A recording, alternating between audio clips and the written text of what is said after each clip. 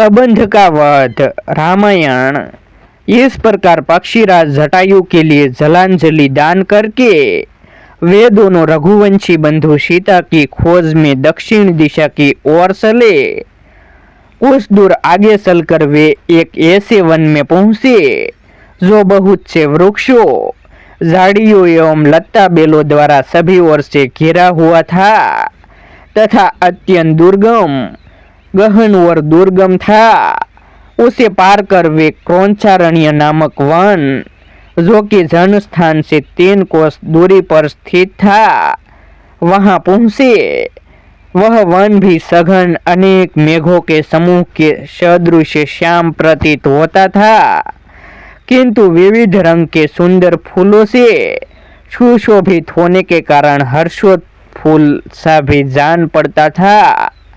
उसके भीतर अनेक पशु पक्षी निवास करते थे।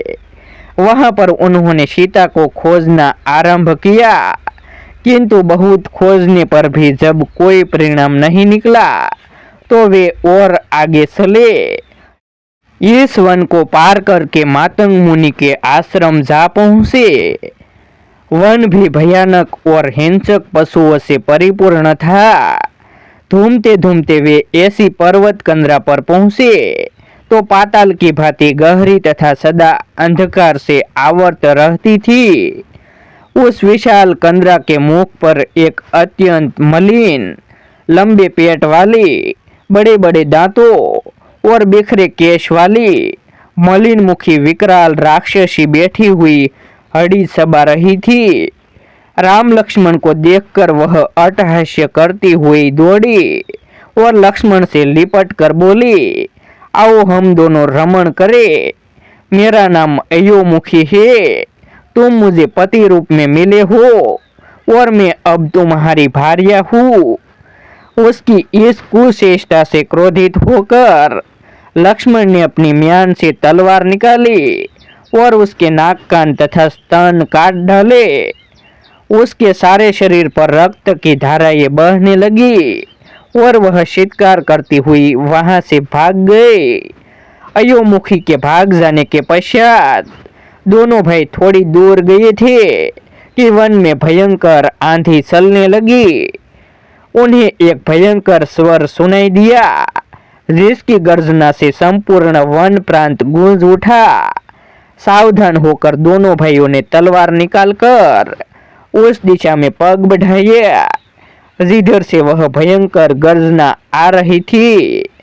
कुछ ही दूर जाने पर उन्होंने गज के आकार वाले बिना गर्दन के कबंध धड़मात्र राक्षस को देखा। उसका न तो गर्दन था और न ही मस्तक। उसके पेट में ही उसका मुंह बना हुआ था और छाती में ललाट था, जिसमें अंगारे के समान दहकती हुई एक ही आंख थी। वह दोनों मुट्ठियों में वन के जंतुओं को पकड़े इनका मार्ग रोके खड़ा था। राम लक्ष्मण को देखते ही उसने लपक कर दोनों को एक साथ ही बलपूर्वक तथा पीड़ा देते हुए पकड़ लिया और बोला, बड़े भाग्य से आज ऐसा सुंदर भोजन मिला है। तुम दोनों को खाकर मैं अपनी क्षुधा शांत करूंगा। इस आकस्मिक आक्रमण से लक्ष्मण किंत कर्तव्योन्मुख हो गए, परंतु रामचंद्र ने बड़ी फुर्ती से उस राक्षस की दाहिनी भुजा काट डाली। लक्ष्मण ने भी क्रोधित होकर उसकी बाईं भुजा को काट दिया। वह चित्कार करता हुआ पृथ्वी पर गिर पड़ा। पृथ्वी पर गिरकर उसने पूछा, वीरों, आप दोनों कौन है? उसके इस प्रकार पूछने पर लक्ष्मण ने उसे दोनों भाइयों का परिचय दिया।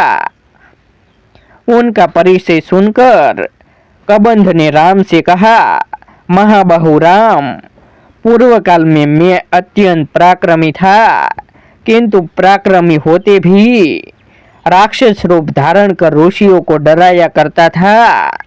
एक बार क्रोधित होकर स्थूल शिरा नामक महर्षि ने मुझे राक्षस हो जाने का शाप दे दिया। शाप मुक्ति के लिए मेरे द्वारा प्रार्थना करने पर उन्होंने बताया कि जब राम तुम्हारी भुजाओं को काट देगा तो तुम्हारी मुक्ति हो जाएगी। हे पुरुष श्रेष्ठ, आपने राक्षस योनि से मुझे मुक्ति दिलाकर मेरा बड़ा उपकार किया है। अब आप मुझ पर इतनी कृपा और करना कि अपने हाथों से मेरा दाह संस्कार कर देना। कबंध की प्रार्थना सुनकर राम बोले, हे राक्षस राज, मैं तुम्हारी इच्छा अवश्य पूरी करूंगा। मैं तुमसे कुछ सूचना प्राप्त करना चाहता हूँ। आशा है अवश्य दूंगे। दंडक वन से मेरी अनुपस्थिति में लंकापति रावण मेरी पत्नी का अपहरण करके ले गया है। मैं उसके बल पराक्रम स्थान आदि के विषय में तुमसे पूरी जानकारी चाहता हूँ। यदि जानते हो तो बताओ। राम का प्रश्न सुनकर कबंध बोला, हे रघुनंदन, रावण बड़ा बलवान और शक्तिशाली नरेश है। उससे देवदानव सभी भयभीत रहते हैं। उस पर विजय प्राप्त करने के लिए आपको नीति का सहारा लेना होगा। आप यहाँ से पंपा सरोवर चले जाइए। वहाँ ऋष्यमुख पर्वत पर वानरों का राजा सुग्रीव अपने 4 वीर वानरों के साथ निवास करता है। वह अत्यंत वीर, पराक्रमी, तेजस्वी, बुद्धिमान, धीर और नीतिपूर्ण है। उसके पास एक विशाल पराक्रमी सेना भी है, जिसकी सहायता से आप रावण पर विजय प्राप्त कर सकते हैं। उसके ज्येष्ठ भ्राता बाली ने उसके राज्य और उसकी पत्नी का अपहरण कर लिया है। यदि आप उसे मित्र बना सके तो आपका कार्य सिद्ध हो जाएगा। वह राक्षसों के सब स्थानों को जानता है और उनकी मायावी चालों को भी समझता है। उसे भी इस समय एक सच्चे पराक्रमी मित्र की आवश्यकता है। आपका मित्र बन जाने पर वह अपने वानरों को भेजकर सीता की खोज करा देगा। साथ ही सीता को वापस दिलाने में भी आपकी आवश्यक सहायता करेगा। इतना कहकर कबंध ने अपने प्राण त्याग दिए। रामचंद्र उसका अंतिम संस्कार करके लक्ष्मण सहित पंपा सरोवर की ओर चले। पंपा सरोवर के निकट उन्होंने एक सुंदर सरोवर देखा, जिसमें दोनों भाइयों ने स्नान किया।